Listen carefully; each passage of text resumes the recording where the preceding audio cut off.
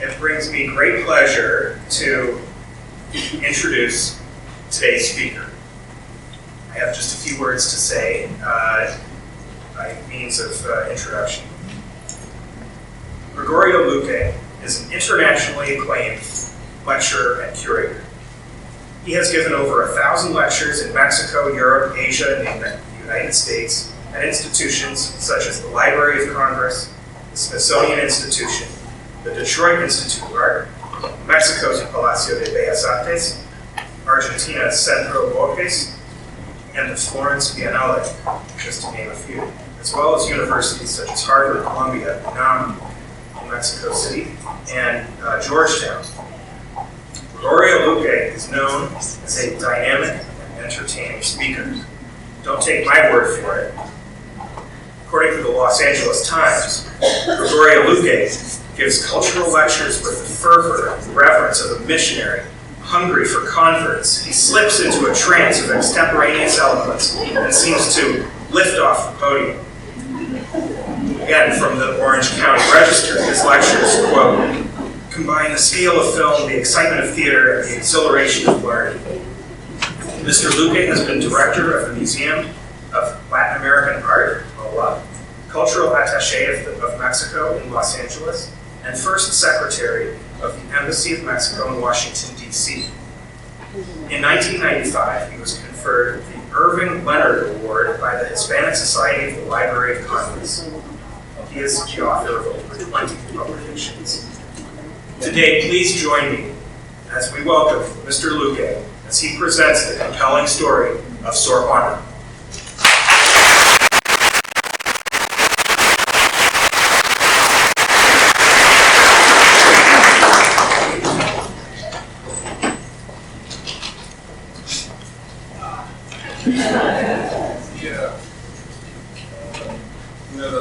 The difference is that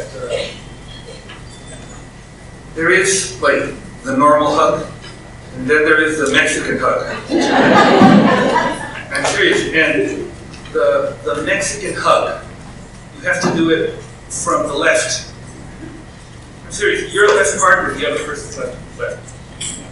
And the idea is that during the hug, the hearts speak together. Your heart and your friends. So that's why we believe in the Mexican hug. And I'd like to give all of you guys a Mexican hug. I really love San Diego. I have lectured here for more than 30 years. Before LA, before Long Beach, when I still was working in the Embassy of Washington. I remember Laura Boehner, my friend, and so many others that I see here. I saw the early work of my Anega de la Hoz. I still remember the beautiful miniatures. And so in many ways, I've stayed in many homes here. The best parties of my career I've experienced here.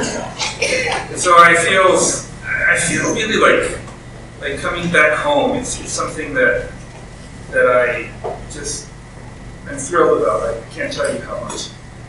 And I'm even more excited because under the leadership of Roxana Velázquez, the San Diego Art Museum is becoming one of the finest in the nation. And it's one great exhibit after another.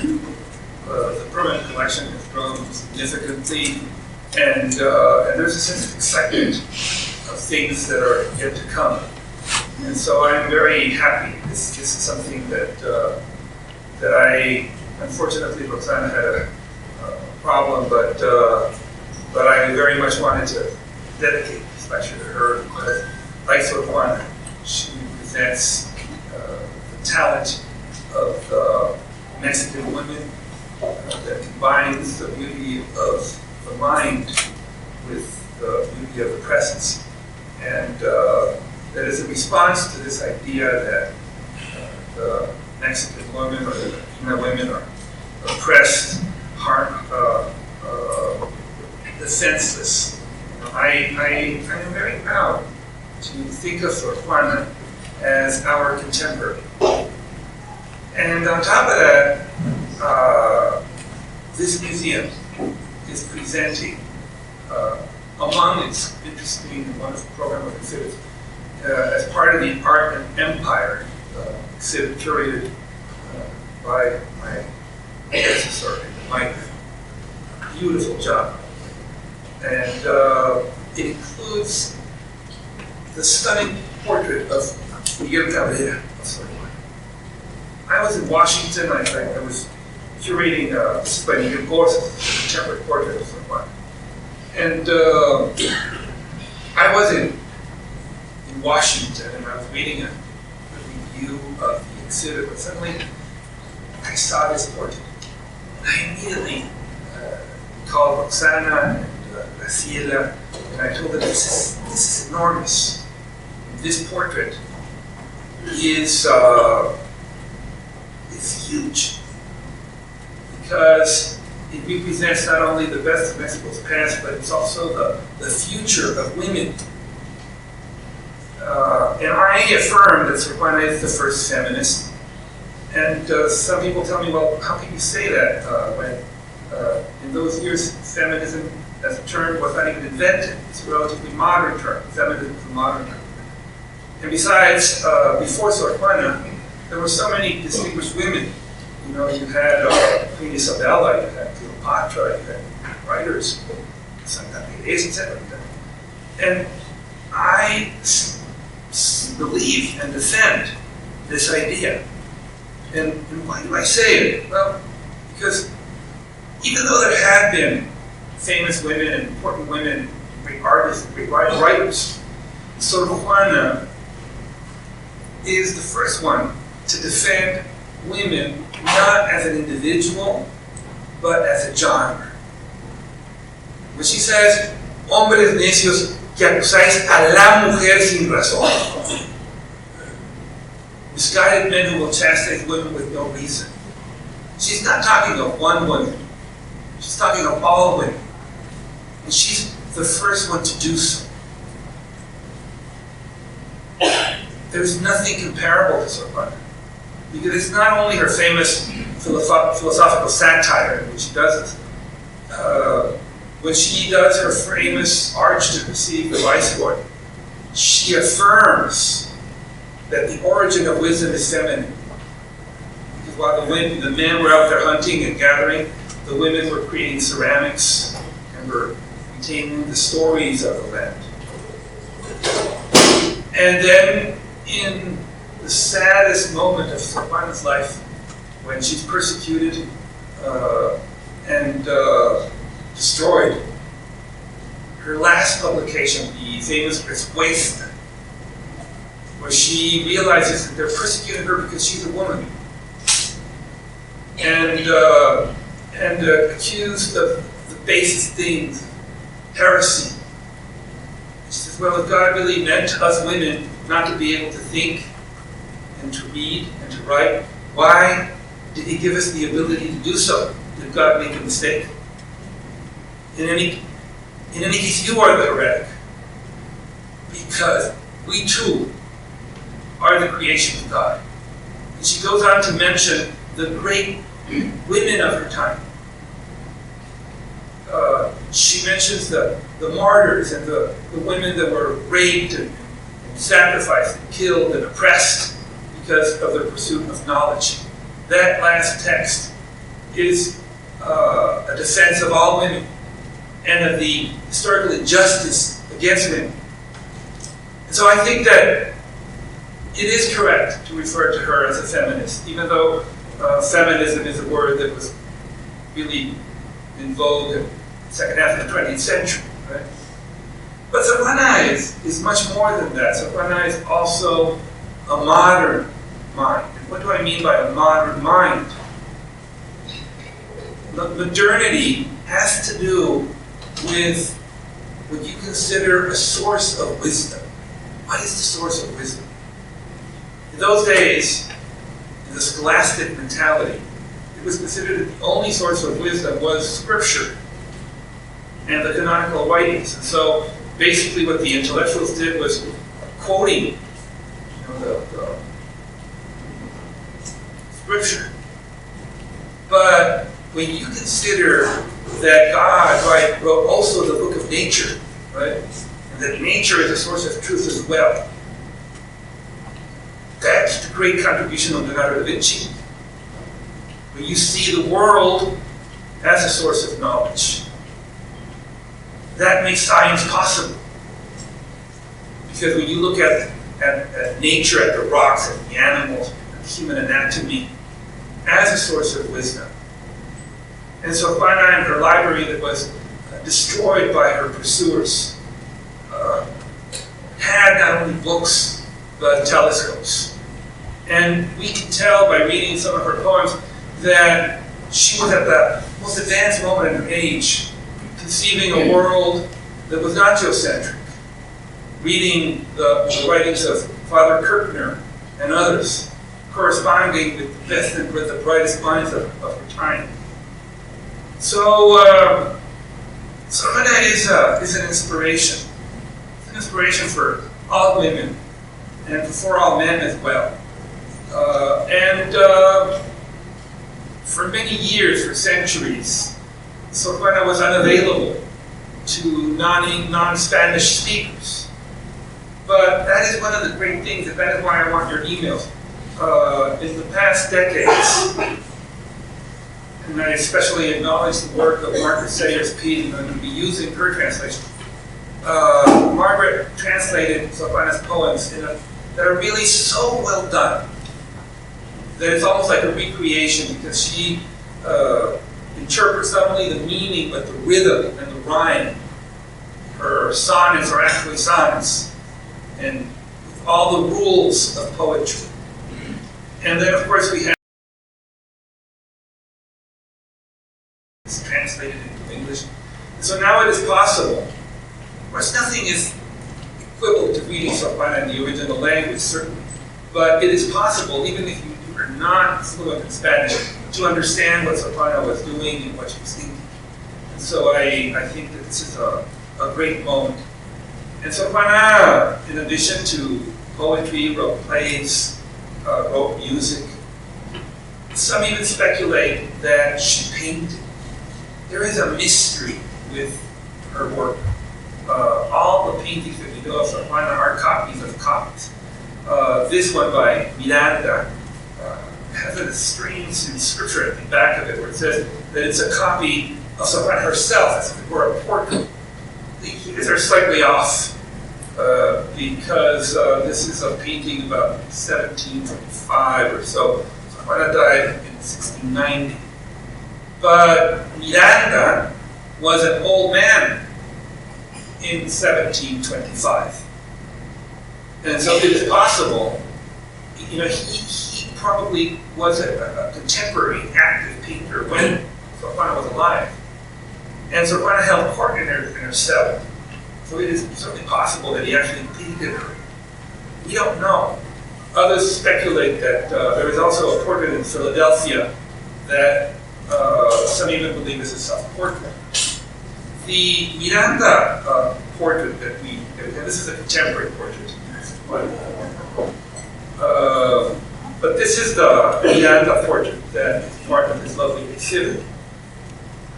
It doesn't need to be a copy of the Cabrera portrait, Miguel Cabrera portrait.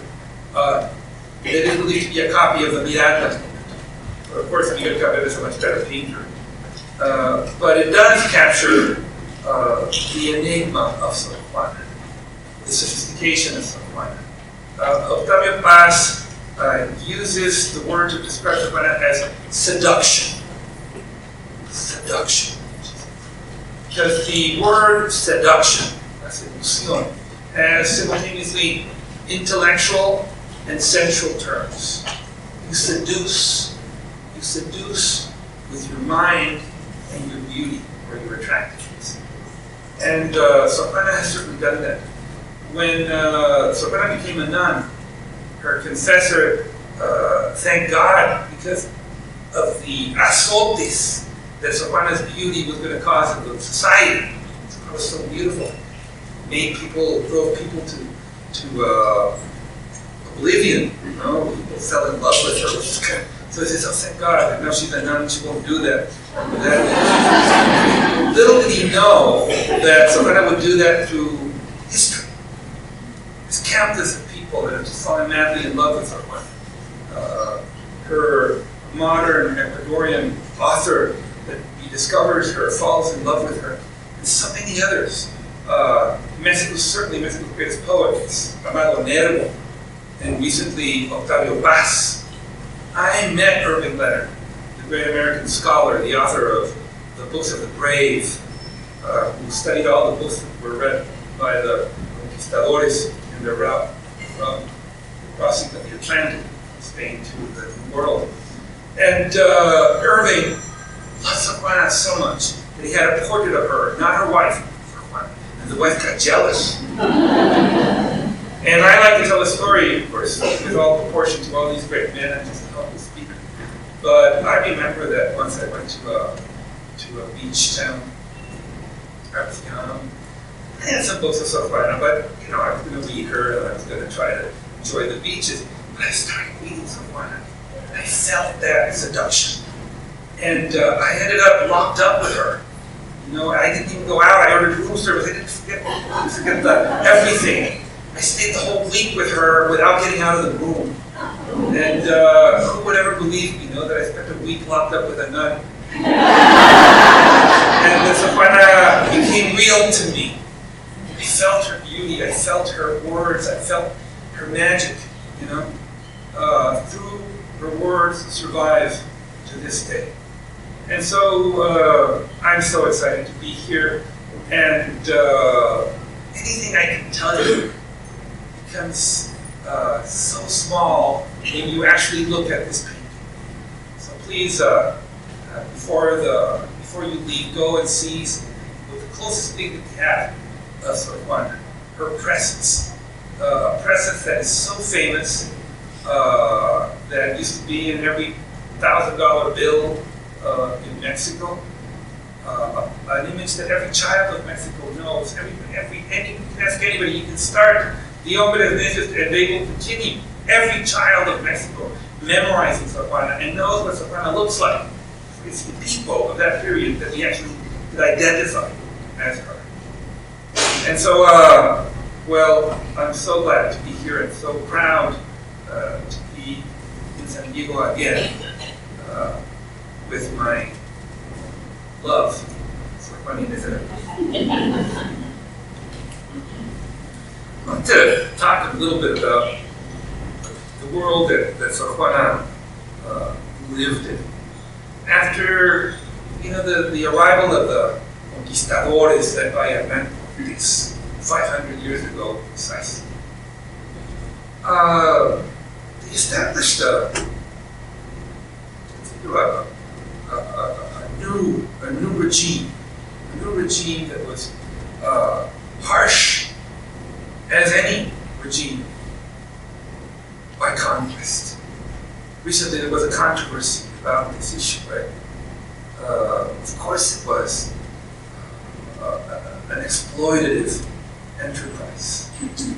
Of course, a lot of the wealth of the New World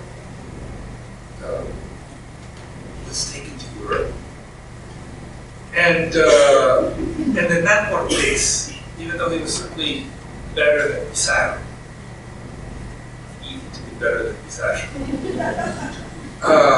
also had his acts of cruelty,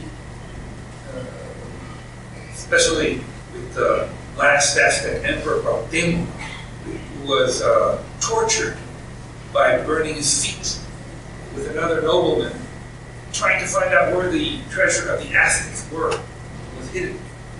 And it is said that the other nobleman told Cuauhtemoc, please tell them where the treasure is. Can't you see that they're burning my feet? And the alleged response of Cuauhtemoc was, well, do you think that I'm in a bed of flowers? ¿Y tú qué crees que yo estoy en una cama de flores? However, there is something different in the conquest of Mexico. Something that is very different from the conquest of the rest of North America and certainly other continents. And that is the presence of the missionaries. For the Catholic Church,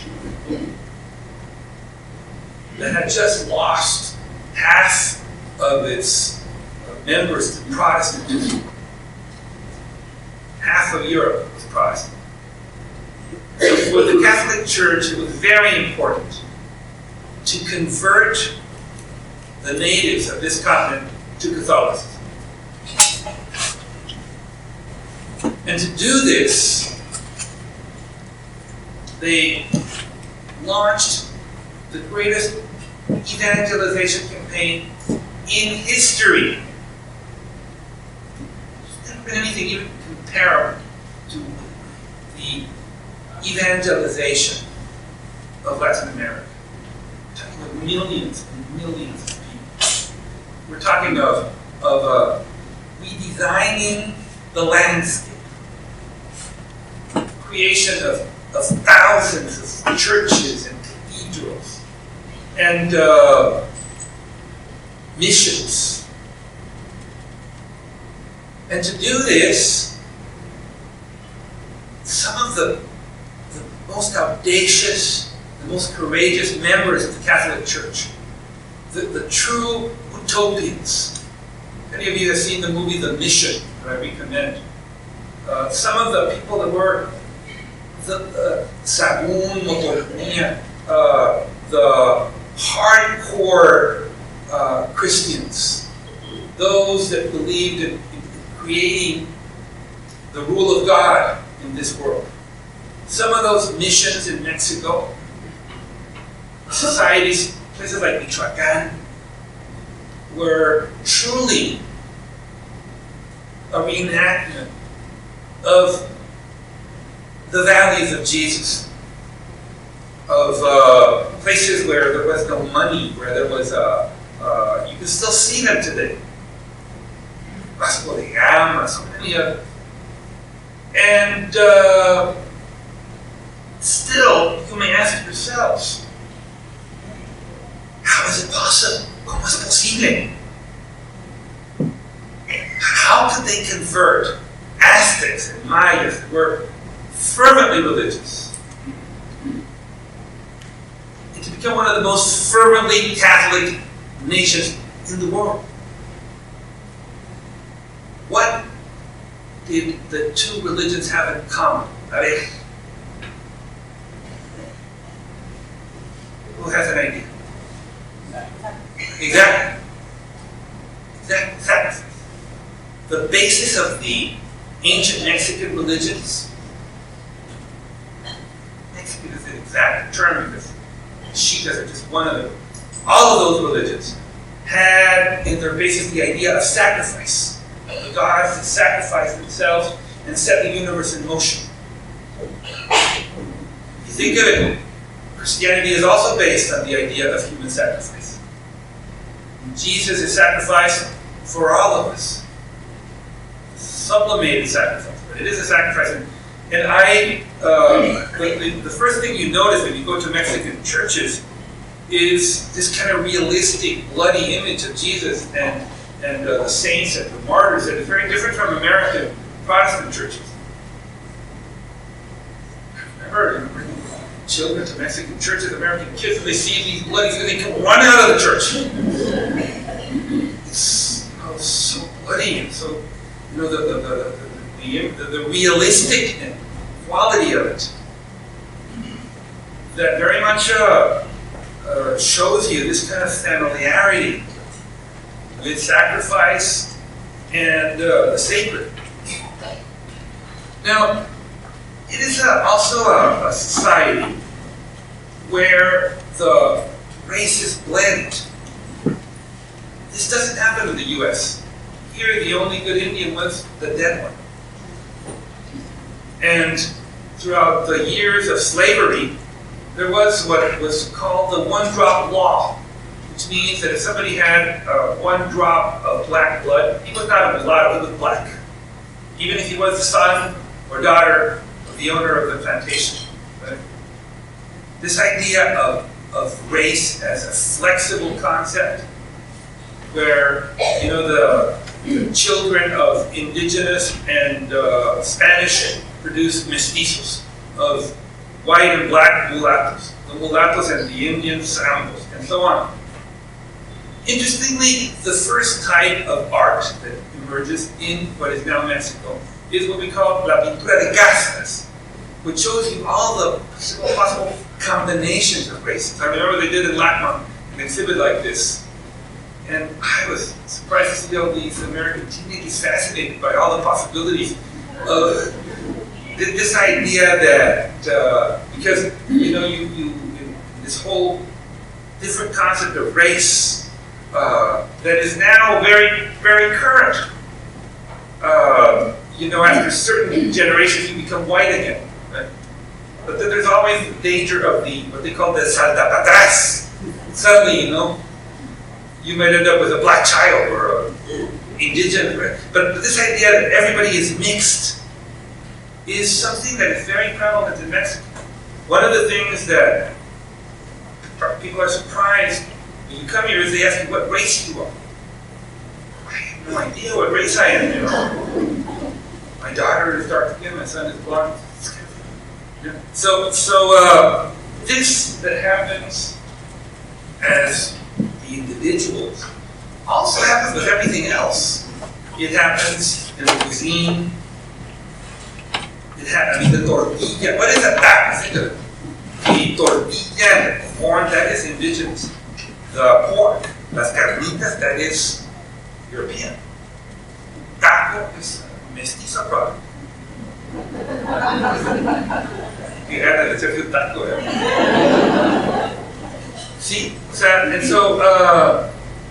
this is very important. The Virgin of Guadalupe is una Virgen Morena. And when Miguel Hidalgo, our founding father, our equivalent, George Washington, wants to find a flag for the independence movement, what he brings out is the image of the Virgen de Guadalupe as the flag of Mexico. Virgin of Guadalupe is worshipped as a Christian virgin, but also as an Indian goddess. So this is the world that Sor Juana grows up in. A world where you have material ambition. Because I don't want to give you a romanticized vision of Spain. The conquerors were as greedy and as brutal as any conqueror. So you have this kind of greed, you have the material possessions, you have la avaricia, no? But then you also have the spiritual things. It's a society that fuses the extremes. Society that is sensual and spiritual. Because the fertility of these Spanish men exposed to women of color multiplies. The degrees of sexual freedom that exist in Mexico is much broader. The size of America. The liberty that size and that contact with other worlds produces is enormous. So, in addition to that, the 300 years of the Colonia, of the Nueva España, is also perhaps the only time in Mexican history where power is divided. Most of Mexican history, power has been very centralized. Even in contemporary Mexico, even though formally there is three powers, but always the president has always been much more powerful than the others. And that's certainly true during Porfirio Diaz and generally. But during the colonial period, the Spanish monarch was always worried that the people here in the newspaper might become independent.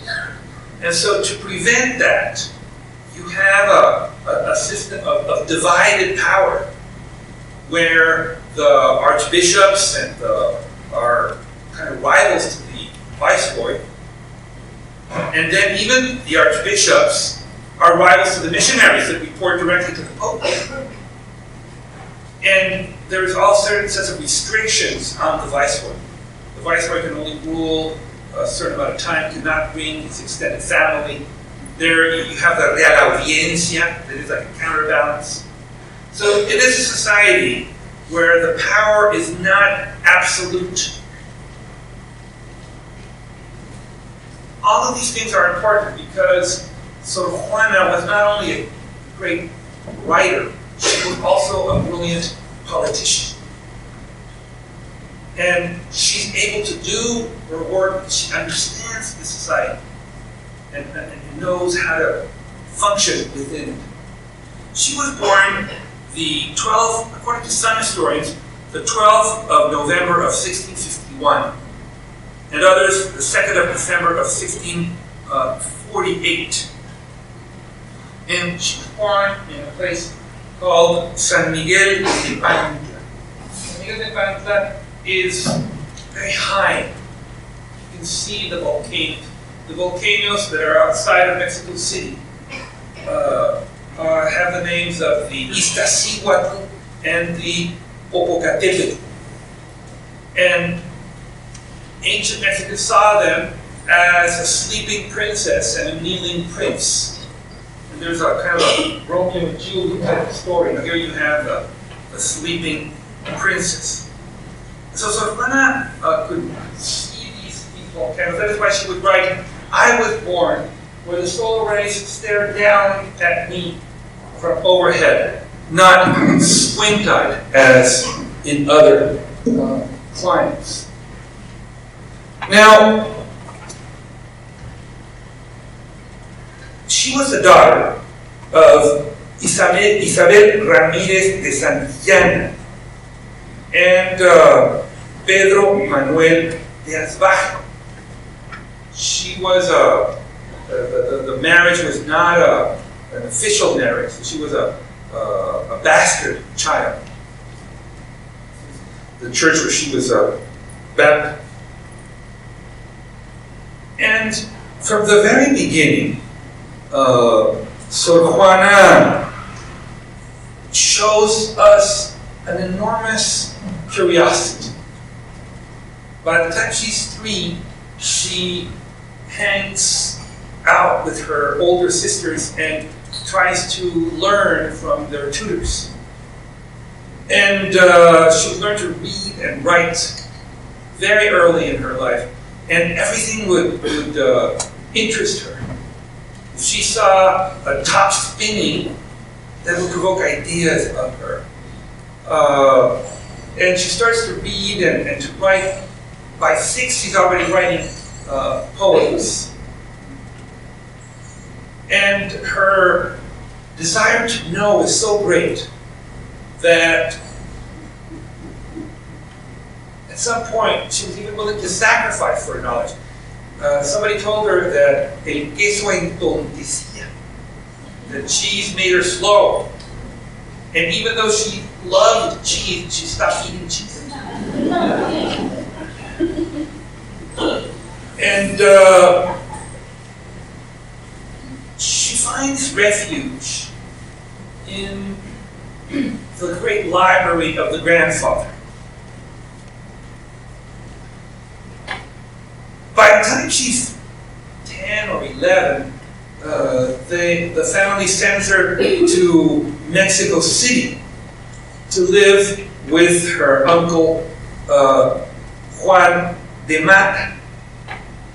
And here, her learning is complete and total. She learns to read in Latin, in Greek, and at the same time that she's learning, she's becoming physically very beautiful. So, by the time she's 15, the myth of this beautiful teenager that is wise gets around and arouses the curiosity of the viceroy, el Marqués de Mancera. So the Marqués de Mancera invites Sor Juana to the palace, where they examine her. They bring all the wisest men of the New Spain to examine her. Sor Juana's first biographer, Diego Calleja, would say that Sor Juana's ease and poise and wisdom was so obvious, so strong, that it seemed, he said, like a royal galleon fending off insignificant canoes. Imagine a 15-year-old girl being pressed by theologians and philosophers who did trick questions at her. Like to describe an animal that has 4 feet, 2 feet, and 3 feet. Describe me as a person, man. 4 feet when he's a baby, 2 feet when he's adult, 3 feet when he's an older guy with a teen. And so spectacular is Sor Juana's presence that the viceroy and his wife, Cabrera, invite her to live in the palace. And in the palace, Sor Juana is extremely popular. People fall in love with her. She's sought after. She is feted and admired. And then, surprisingly, the 24th of February of 1669, she decides to become a nun. She first tries to be a Carmelite nun, and then she enters into the San Jerónimo the convent, Geronimo's. And many historians ask, well, why would she do that? Some say, well, she had a love disappointment with it. But what Octavio Paz concludes is that Sor Juana probably understood that had she stayed in the court, eventually she would have had to get married to someone. And to be a wife back then was no fun. Because you had to you were basically owned by your husband, who dictated to you what you could do and not do. You became the property of a man. And Sor Juana, until then, had never exhibited any religious vocation. She's not like Santa Teresa, that was pious, or had mystical fits, or no. Sor Juana was very interested in the world, people, knowledge. Not interested at all in mystical beliefs or of any sort. But she was interested in wisdom. And she herself, in some of her plays, especially in Los Empeños de una Casa, presents a similar scenario, of a woman that prefers to recruit herself as a nun instead of becoming the oppressed wife of another man. Now, you might tell me, well, the nuns were also brutally oppressed.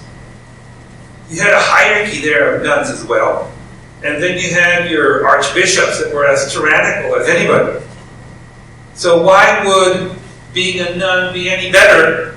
Why would being oppressed by a madre superiora or an archbishop be better than being oppressed by a husband? Well, yes, but one must remember that Sor Juana was not just any nun. Sor Juana had very close relationships with the viceroy and the vice queen. She was a member of the palace. So Sor Juana could not be oppressed by the other nuns. Like we say in Mexico, Sor Juana estaba muy bien parada. Sor Juana was a contact, had political connections. And so Sor Juana maintains her political relationship with the viceroy. So do you understand the model that she creates? So she's able to exercise a freedom that nobody else had. no men can oppress her because she's a nun. But the nuns and the archbishops can't oppress her either because politically she's very connected to the viceroy and the court. And that gives Sor Juana a space that is unique in the New Spain.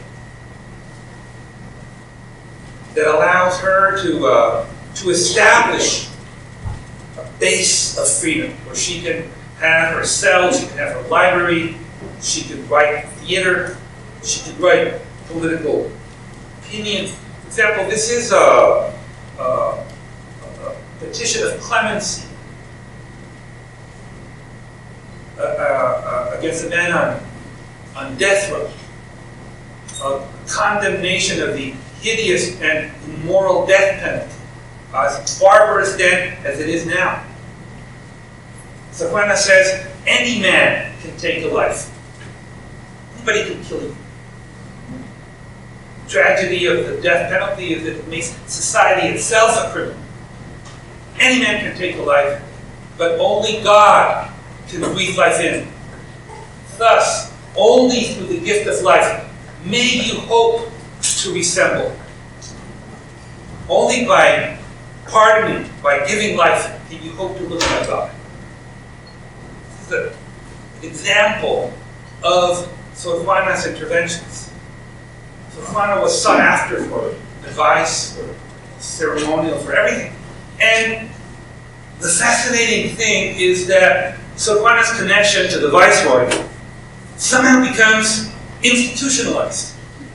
Because when the viceroy leaves, a new one comes. In this case, the Marqués de la Laguna, Tomás Antonio de la Cerda. He's the new viceroy.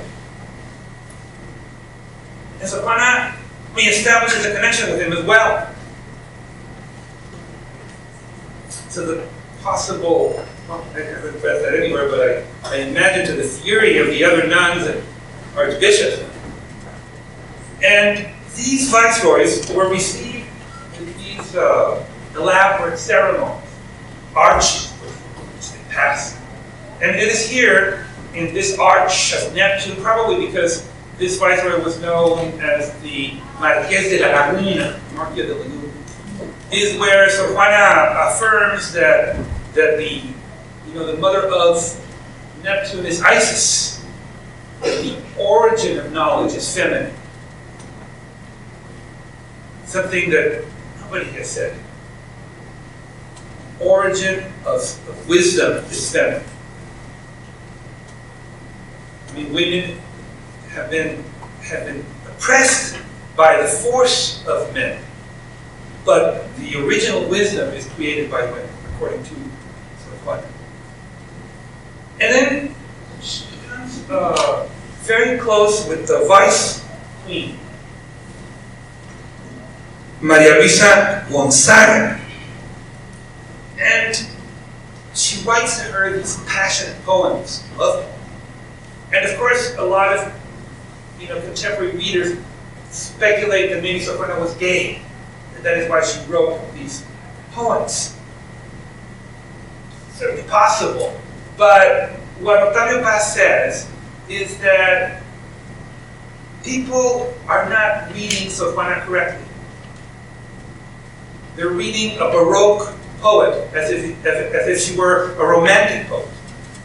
The romantic movement in the 1900s is a movement that puts a great deal of emphasis in sincerity.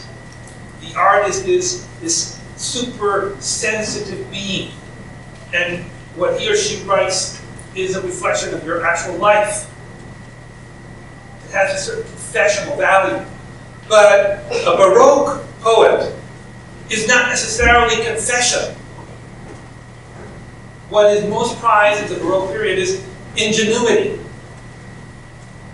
intelligence, the ability to take a theme and elaborate it.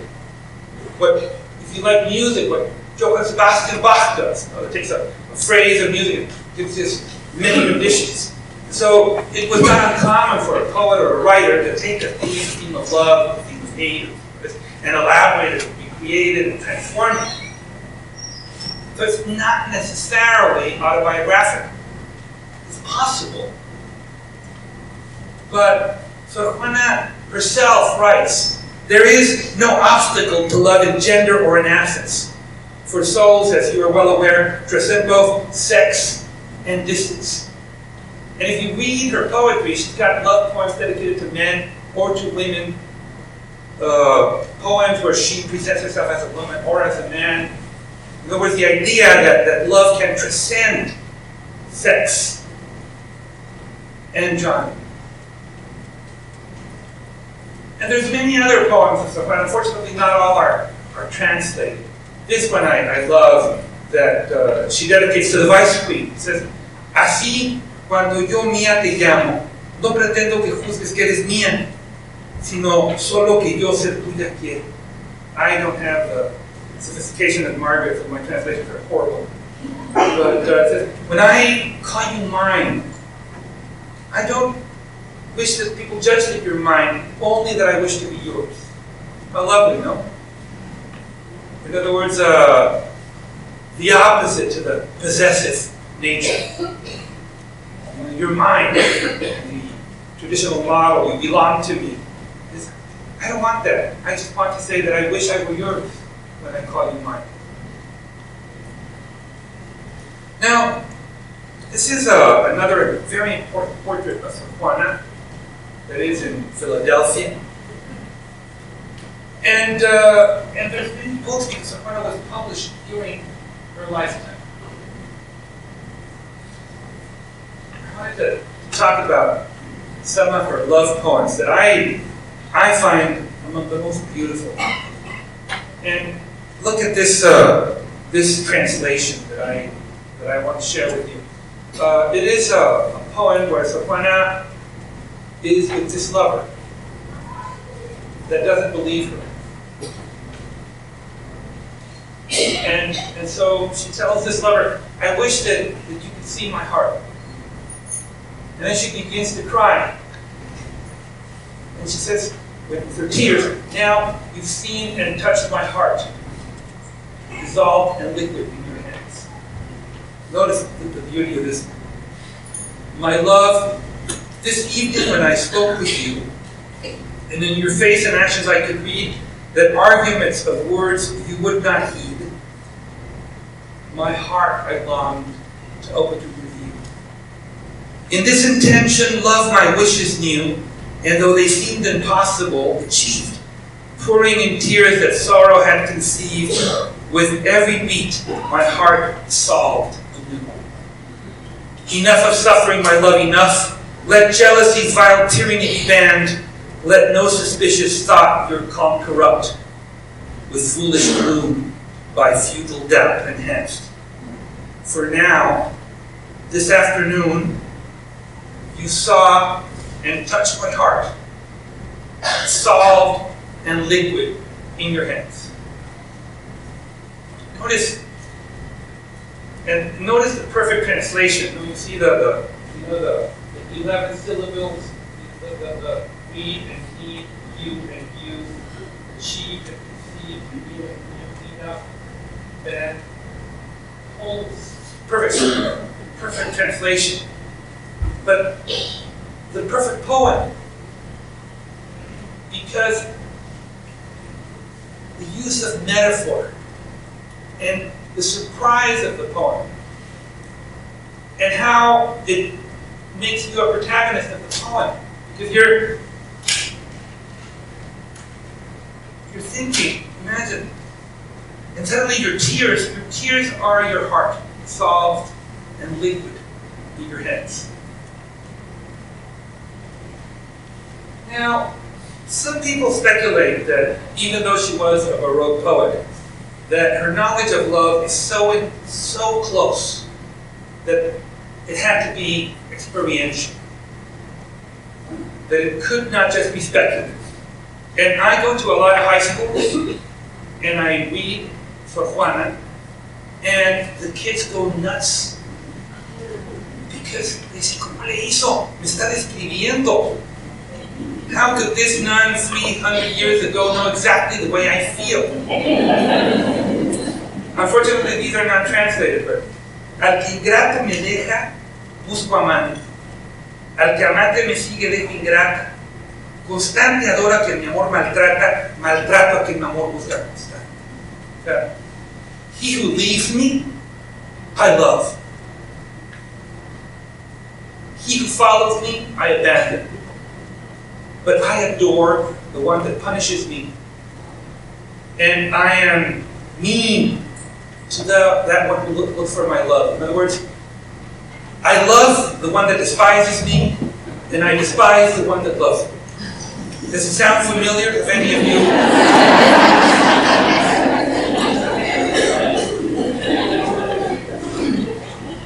Or that indecision. Love is clouds of love. Fíjense, yo no puedo tenerte ni dejarte, ni sé por qué al dejarte o al tenerte. Se encuentra un no sé qué para quererte, y un mucho sí sé qué para olvidarte. Pues ni quieres dejarme ni enmendarte, yo templaré mi corazón de suerte, que la mitad se incline a aborrecerte, aunque la otra mitad se incline a amarte. Wow. See, listen, I cannot have you or leave you. And I don't know when I have you or I leave you. I find many, I do not know why to love you. And many I do know why to leave you. Because you don't want to change nor leave me. I will reform my heart in such a way that half hates you and half loves you. Or, you know, the metaphors again. For example, she compares herself to a blazing log in a fire. And it says it's bright, and you think that it's alive because it's bright, but it's really dying. It says, and as a blazing log consumed by ardent flame seems to us to glow the while it suffers pain, and as the vegetal humor perishes even as it dies, it seems to us to live. So I, when my soul beset by mortal grief, am also vitalized in the anguish born of death.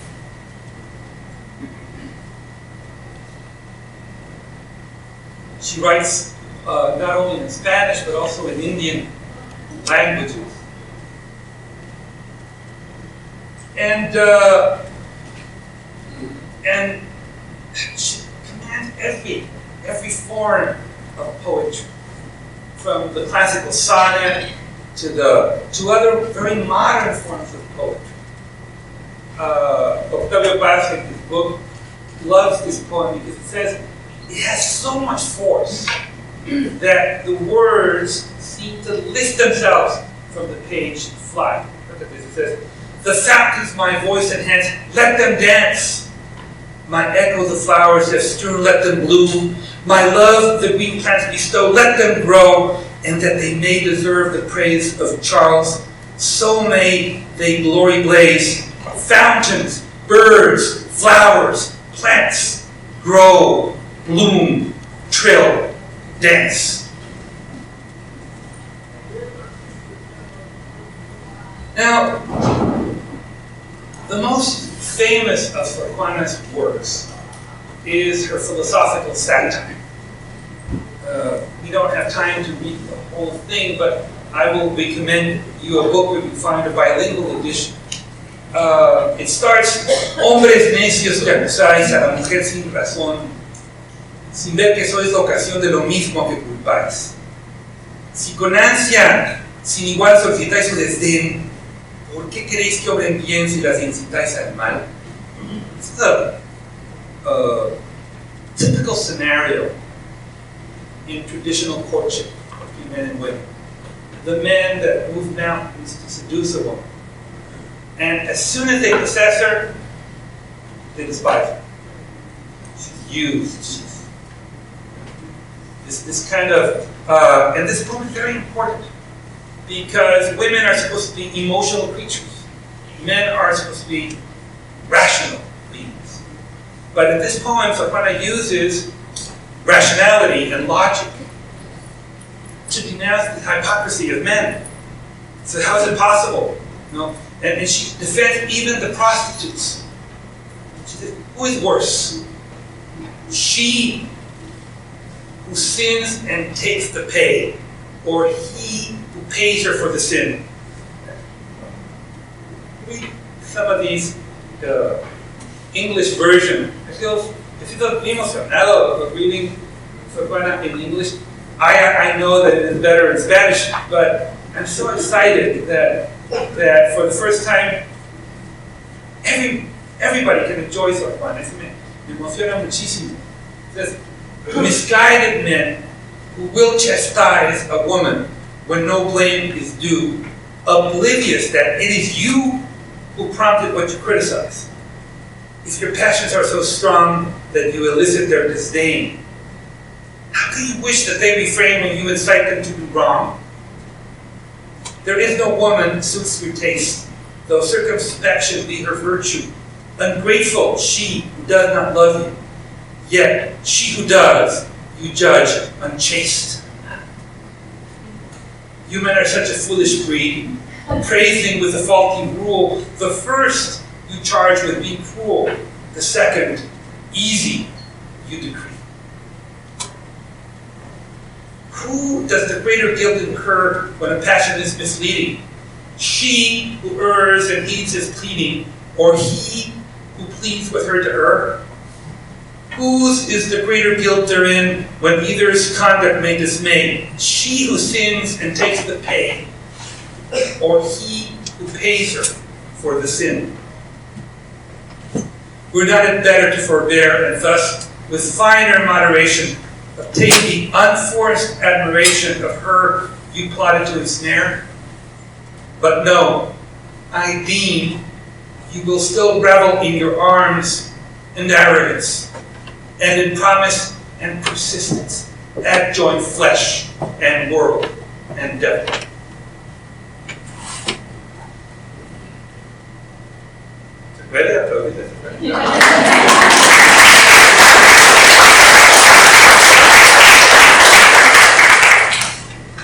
Perhaps Sor Juana's greatest work is her Primero Sueño.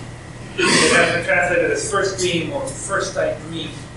It is a very complicated poem, a Baroque poem, that is her aspiration of knowledge. It's a figure that tries to achieve knowledge and fails, and then tries again and fails.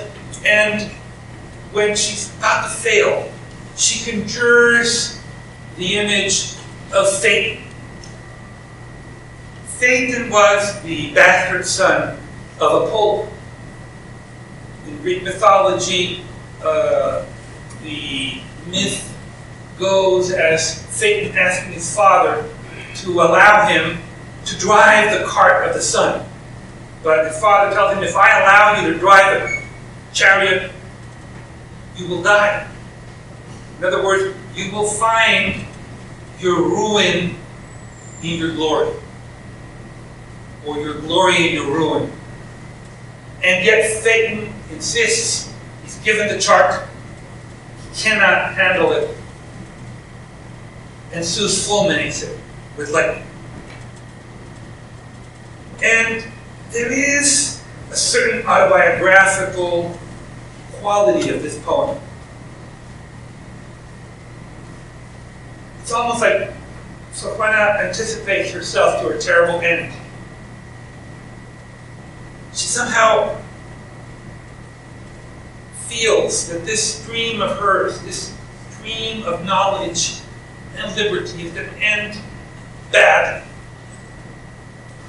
That she will not be able to sustain the chariot that she's driving. And that she too, like Satan, will find her glory in her ruin. And this is exactly what happens to her. Sor Juana, as I said before, in addition to poems, writes theater that is still being performed, writes music, is interested in science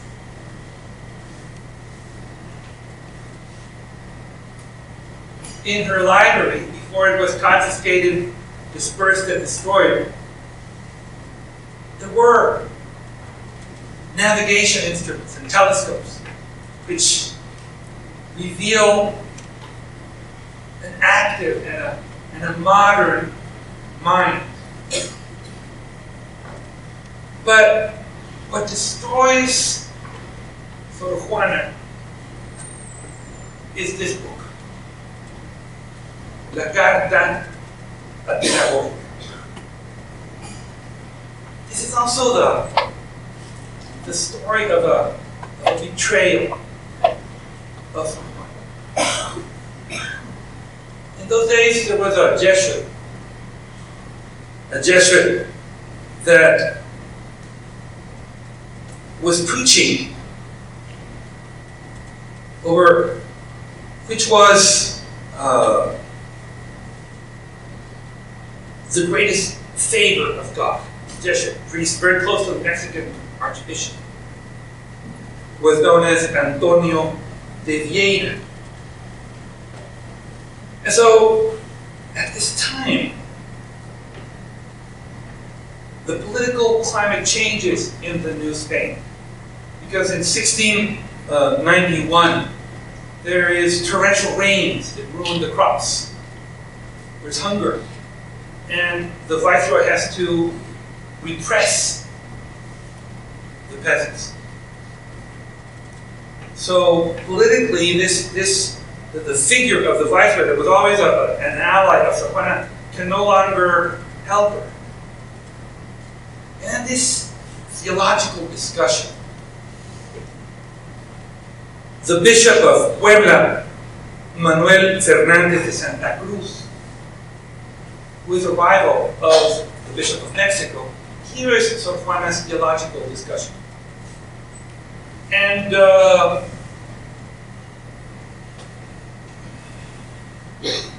tells her, the whole discussion is, what Sor Juana says is that God's greatest gift to us, or His greatest favor, is making us no favors. Because by making us no favors, He gives us the greatest gift of all, which is free will. El libre albedrío. In other words, God's greatest gift is freedom, not the Eucharist. So, this can be certainly considered a heretical belief. That Sor Juana speaks in confidence to a person she thought was a friend. And the Bishop of Puebla, Fernández de Santa Cruz, tells her, "Could you write it for me?" He's supposedly fascinated by Sor Juana's ideas. Sor Juana knows that even her cannot speak of theology. And she says, okay, I will give you the... He writes down her thoughts. And then this man turns around and publishes Sor Juana's words, but writes a prologue that he signed with a pseudonym, Sor Filatea de la Cruz, in which she basically denounces Sor Juana and accuses her of thinking too much of the world and not enough of God. In other words, why do we do this? You see, in those days, theology was often the mask of politics. The sermon that Sor Juana was criticizing by Vieira was an ally of the Bishop of Mexico City. And so the Bishop of Puebla, by attacking Vieira, was attacking the Bishop of Mexico, but he was protecting himself. In other words, he uses Sor Juana politically, but then he distances himself from it. Well, if you might imagine, Sor Juana's ideas are like a bomb, explosive. And the Bishop of Mexico, Francisco Aguiar Seijas, was Sor Juana's most ardent enemy. This was a man that was so misogynist. He hated women so much that he refused to go to the palace so that he didn't have to see women. He did not allow any woman to touch his food. He was also a man that hated theater. One of the first things he did when he occupied his position as Archbishop of Mexico was to burn books of theater. So Sor Juana was everything that this man hated. She was a woman, she was politically connected, she was a patron of the arts, and theater, and music. And for a long time, Sor Juana was untouchable. But now, Sor Juana was at this man's mercy. Sor Juana did not have anybody to protect her. Her traditional allies in the palace could not defend her anymore. And Sor Juana witnesses what would probably happen, which is they will send her to the Inquisition, to the Santo Oficio, one of those hideous institutions created in the name of Jesus. An instrument of torture and oppression where people were destroyed physically, where you had the torture instruments of the Inquisition were disgusting, immoral institutions ever imagined.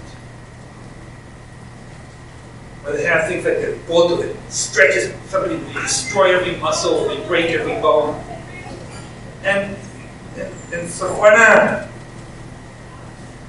that paradoxically, right now, her friend, the former viceroy, is publishing her book. So she's like world famous. And she's facing death and persecution in Mexico. And so then Sor Juana asks help. And the only one that she can think of is her confessor, Antonio Núñez de Miranda. This is the man that had helped her to become a nun. And Núñez de Miranda agrees to help her in exchange of total submission. Sor Juana is, before that, Sor Juana writes a response to the Bishop of Puebla. In her respuesta a Sor Filotea, one of the great documents of Mexican literature. A book that is a defense of all women. A book that is also a defense of knowledge. Knowledge makes us better in the eyes of God, not worse. Ignorance is not a virtue. And she cites the great women of the past. Hipatia de Alejandría was raped and murdered with oyster shells. But as I said, that the siege is so tight, the attacks on Sor Juana are so intense, that they finally break Sor Juana. After a confession of several weeks, they force her to repent of all her work, of all her plays, of all her poems. And she signs this hideous document with her own blood, and the words, "Yo, la peor de todas. Yo, la peor del mundo. I, the worst of all. I, the worst of the world." Sor Juana would never write or speak again, and would spend her last years cleaning floors and taking care of her sisters in the convent.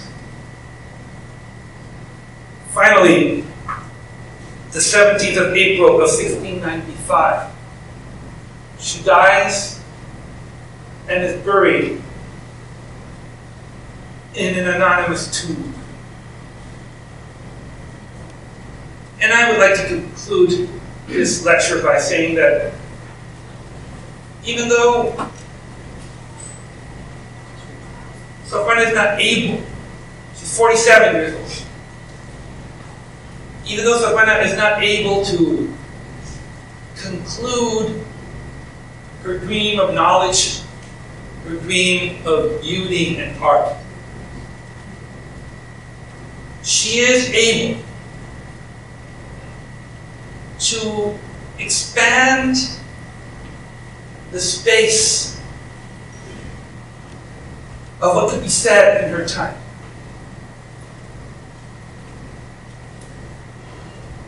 Her rise and her fall intersects in a magnetic space in time.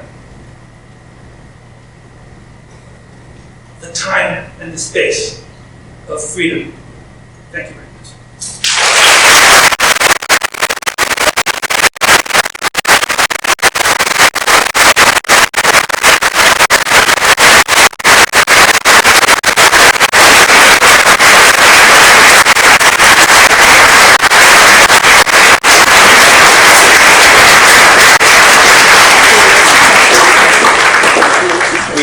Just a few minutes for questions, and I'd like to request that everyone wait until Lucas comes over to you with the microphone. Thank you very much.